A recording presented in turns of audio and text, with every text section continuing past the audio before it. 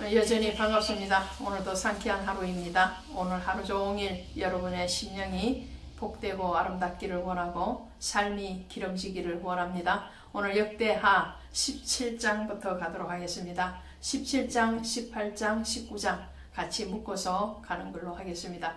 자, 17장부터 오시면 유대의 네 번째 왕이죠. 이 여호사밧 왕. 그 아버지가 아사였죠. 아사 왕도 하나님 보시기에 정직한 왕에 속했지만 이 여호사밧도 그 아버지보다도 더 뛰어난 왕이 이 여호사밧입니다.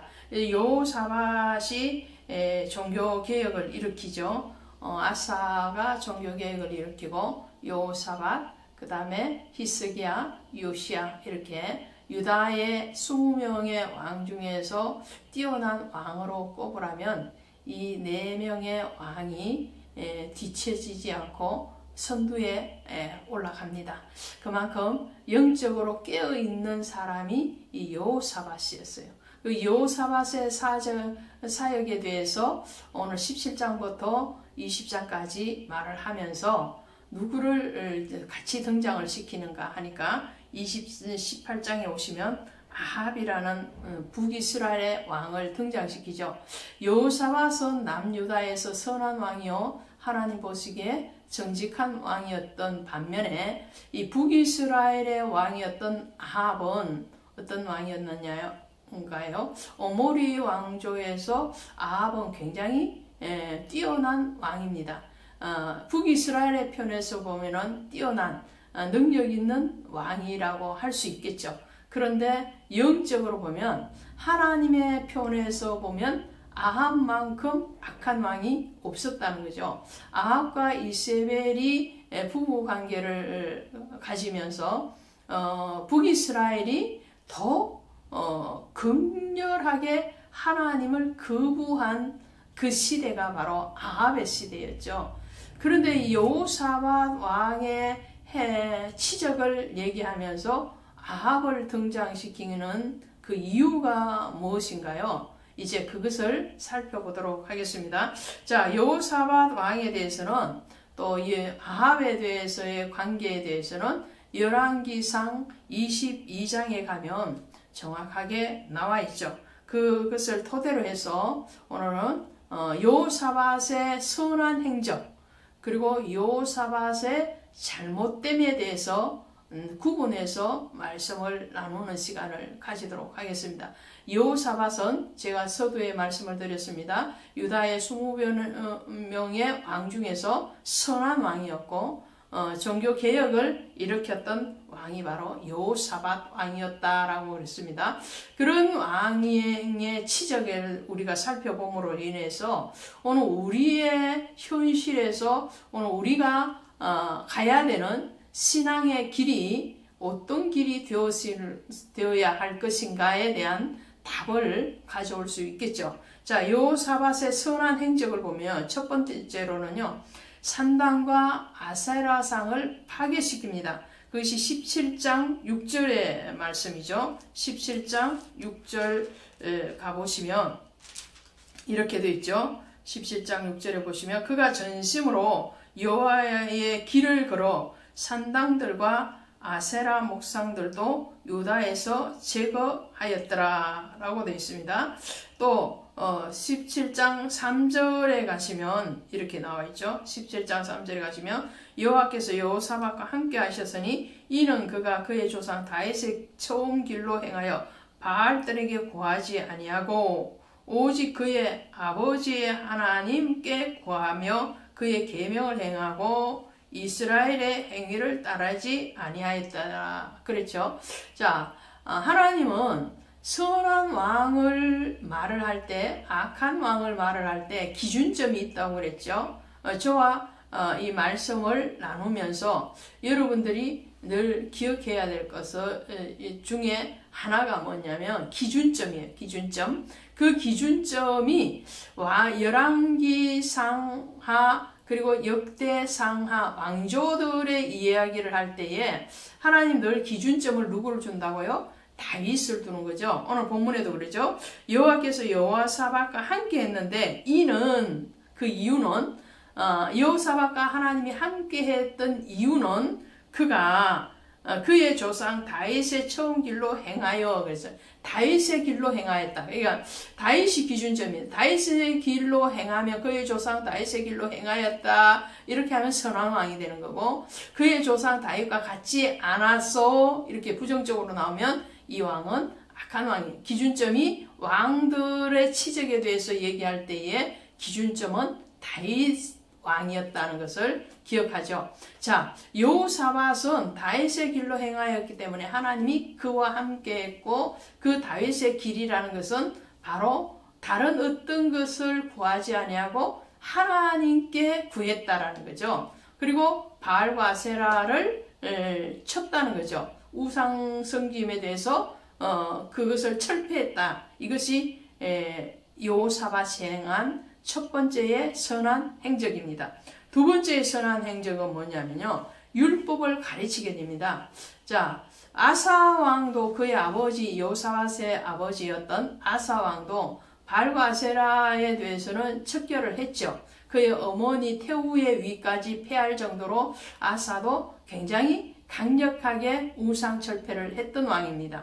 그렇지만 여호사밧이 그의 아버지보다 한 걸음 더 나갔던 것은 뭐냐면 하나님의 말씀을 직접 가르쳤다는 거죠. 그것이 17장 7절 이하에 나옵니다. 7절 이하에 보면 그가 왕위에 있은 지 3년에 그의 방백들 벳하일과 이렇게 여러 이름을 보내어 유다 여러 성읍에 가서 가르치게 하고, 또 8절에 보니까 레위 사람 스마야와 느다냐와 스바다와 아사헬과 이런 사람들을 레위 사람들을 보내고, 또 저희와 함께 제사장 엘리사마와 여호람을 보내었더니 그들이 여호와의 율법책을 가지고 유다에서 가르치고 그 모든 유다 성읍들로 두루 다니며 백성들을 가르쳤더라. 할렐루야. 자, 가르치는 자가 없으면, 전하는 자가 없으면 복음을 알 수가 없죠. 그러니까 전하는 자의 발이 어찌 그리 아름다운 거 그러잖아요. 하나님의 복음을 전하는 발이 아름다운 것은 왜 그러냐? 그 복음을 통해서 많은 사람들이 주께로 돌아오기 때문에 그런 거죠. 자, 여호사밧의 잘한 점은 하나님의 율법을 본인과 지도자들만 아는 율법으로 머물게 하지 않았다는 거죠. 흘러가게 했습니다. 전해줬습니다. 그 전하는데 왕과 방백들과 레위인들과 제사장까지 다 각 지역으로, 각 지방으로 다 파견을 합니다. 엄청난 일이죠. 자, 사무엘 시대에 사무엘이 전국을 순회하면서 복음을 전하죠. 뿐만 아니라 곳곳에 선지 학교를 세워서 선지 생도들을 양육하고 그들을 파견했습니다. 예수님의 사역에도 제자들을 양육하고 그 70제자들을 둘씩 짤지어서 전도대로 이루어서 파견을 하시죠. 자, 이와 같이 여호사밧도 궁궐에 앉아서 혹은 성전에 앉아서 제사장이나 레위인이나 어떤 지도층에서만 이 율법을 알고 그러는 것이 아니고 그 안 율법, 그 하나님의 말씀에 대해서 모든 유다 백성들에게 가르쳤다는 것은 엄청난 하나님의 기쁨이 되었다는 거죠. 자, 세 번째로 여호사밧의 잘한 점은 뭐냐면은 성을 건축하고 군대를 조직을 합니다. 이것이 17장 12절부터 19절까지 나오는 내용이에요. 그래서 이 성을 정비했다고 그랬죠. 17장 12절에 가시면 여호사밧이 점점 강대하여 유다의 경관 요새와 국고성을 건축하고 유다 여러 성에 공사를 많이 하고 예루살렘에 크게 용맹스러운 군사를 두었으니, 그리고 군사 조직에 대해서 17절까지 쭉 말을 합니다. 자, 군대를 조직을 하고 성을 구축해서 국방을 든든히 했던 이 여호사밧의 모습을 보게 되죠. 그 다음에 네 번째로 유다의 왕 여호사밧이 잘한 것은 왕이 천히 백성들에게 여호와께로 돌아오라고 호소합니다. 자, 방백들과 레위인과 제사장을 보내서 율법을 가르치죠. 그 가르침에서 이제 들었잖아, 백성들. 그렇죠? 말씀을 가르쳤으니까, 전했으니까 들었잖아요. 그러면 들으면 어떻게? 그 들음에 대해서 반응하라는 거죠. 그것이 19장 4절에 나와 있습니다. 19장 4절에 가시면 이렇게 되어 있어요.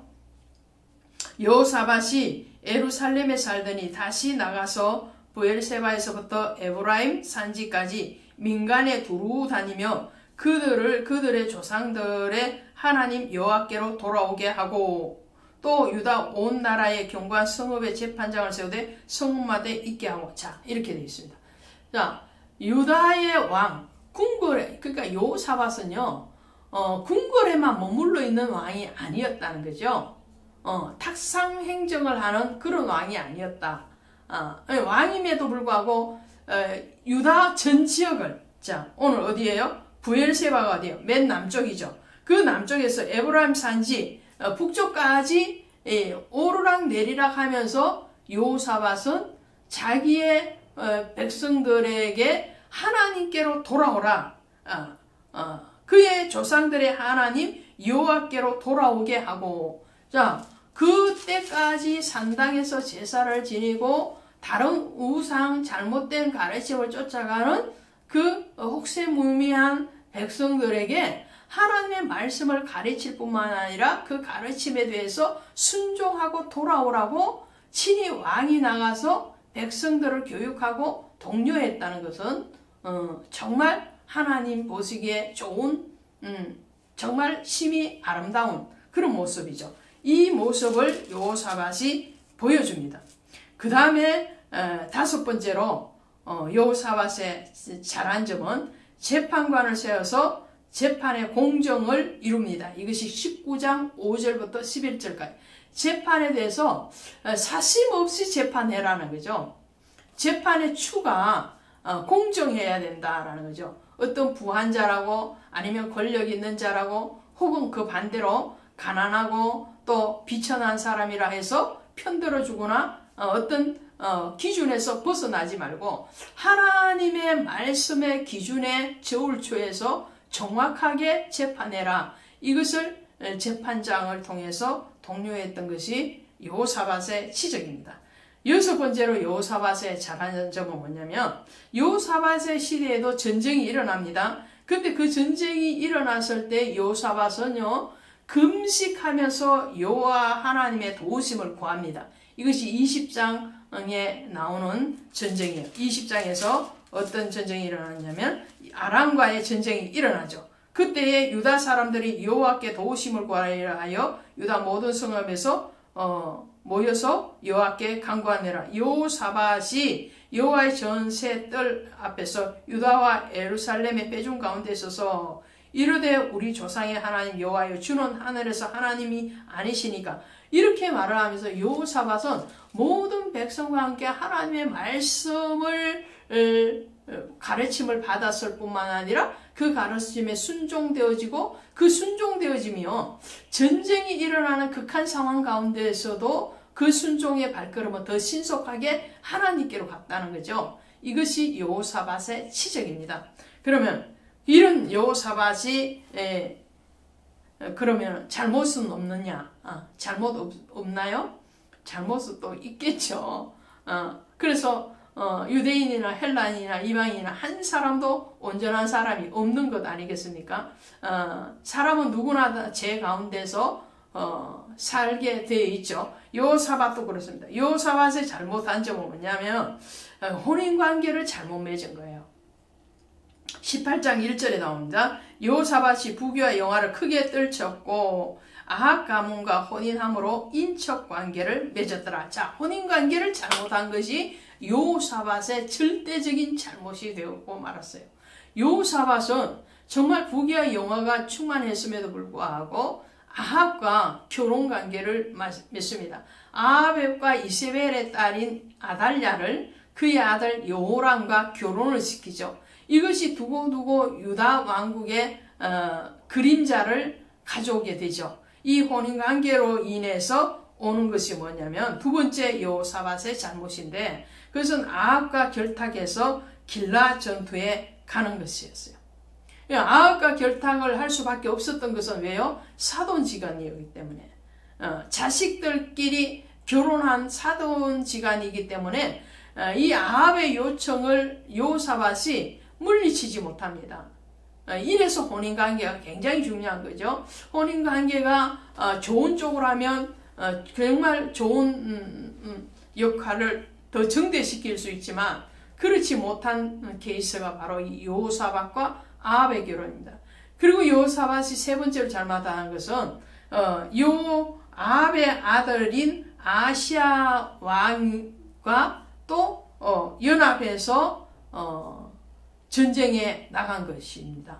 자, 이 정말 국가적인 환란 전쟁에 대해서 언제든지 아합은 이 여호사밧에게 손을 내밀 수 있었던 것은 그의 딸이 아합의 아들과 결혼했기 때문에 사돈지간이기 때문에 사돈 도와주시오 그렇게 하니까 그것을 인간적으로 뿌리치지 못하는 거죠. 이로 인해서 여호사밧이 공경에 처하는 것을 우리는 발견하게 됩니다. 자, 그러나 여호사밧은 전체적으로 굉장히 선한 왕이었다. 그 선한 왕이었던 것이 17장 3절에서 하나님이 인정해 주었다는 것이고 또 20장 12절에 가시면 이렇게 돼 있어요. 20장 12절에 가면 이 여호사밧의 신앙이 이런 겁니다. 오직 주만 바라보나이다. 또 20절에 가시면 여호사밧이 서서 이르되 유다와 예루살렘 주민들은 내 말을 들을지어다. 너희는 너희 하나님 여호와를 신뢰하라. 그리하면 견고히 서리라. 그의 선지자들을 신뢰하라. 그리하면 형통하리라. 여호사밧은 하나님을 신뢰했어요. 하나님을 신뢰하고 그 하나님만을 바라보는 사람. 그랬기 때문에 여호사밧의 한두 가지의 잘못이 있었음에도 불구하고 하나님은 여호사밧의 손을 들어주십니다. 오늘 우리가 허물이 없을 수는 없으나 최소한으로 줄여갈 수 있는 비결, 그것은 오직 주님만을 바라보는 그 중심이 세워지는 신앙이 있을 때에 오늘 우리의 손도 주께서 들어주실 줄로 믿습니다. 고맙습니다.